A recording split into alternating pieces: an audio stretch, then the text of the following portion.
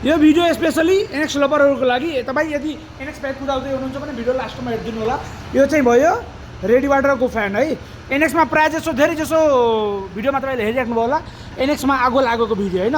त्यही भएर तपाईँले अब तपाईँको यसरी फ्यान स्यान चलेको छैन होइन, तपाईँको ओभर हिटिङ भइरहेछ भने एकचोटि पसल हाम्रो भिजिट गर्नु होला। यो बाइक चाहिँ हेर्न सक्नुहुन्छ। यो अब भोलि चाहिँ यो चाहिँ सोलु जाँदै थियो, अनि सोलु जानुभन्दा अगाडि चाहिँ हाम्रो पसलमा सर्भिसिङ गराउन आउनुभएको। यो सर्भिसिङ गर्दाखेरि हामीले धेरै क्वालिटी हेऱ्यो यसमा होइन। कार्बोरेटरको पनि समस्या थियो, अनि एकचोटि यो फ्यान हेर्न सक्नुहुन्छ। फ्यान पुरै जाम है, यो फ्यान चल्दै नचल्ने। यो तपाईँको फ्यान चलेन भने एनएक्स बाइकमा प्रायः जस्तो तपाईँले सोसियल मिडियामा हेरेकै होला, एनएक्समा आगो लागेको भएको भिडियो, ओभर हिटिङ भएर आगो लागि हुन्छ होइन। त्यही भएर तपाईँको यसरी फ्यान स्यान चलाएको छैन, वायरिङ सर्ट छ भने एनएक्स बाइकमा चाँडोभन्दा चाँडो बनाउनु।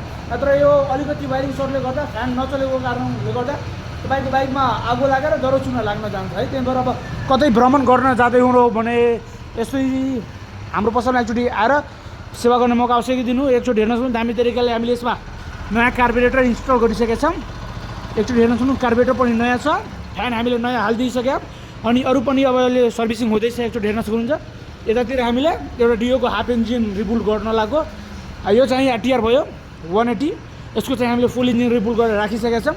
अब यस्तै हो तपाईँको एनएक्समा आगो लाग्यो भने धेरै जस्तो सोसियल मिडियामा भिडियो हेरिराख्नु भएको होला। किन आगो लाग्छ भने यसैले गर्दा तपाईँको टाइममा फ्यान चलेन, फ्यान जाम भयो, फ्यान बिग्रियो भने आगो लाग्यो हुन्छ। त्यही भएर टाइममा सर्भिसिङ गराउनु, बाइकलाई कन्डिसनमा राख्नु, अनि सर्भिसिङ गर्नु पऱ्यो भने हाम्रो पसल एकचोटि आवश्यकै भिजिट गर्नु ल।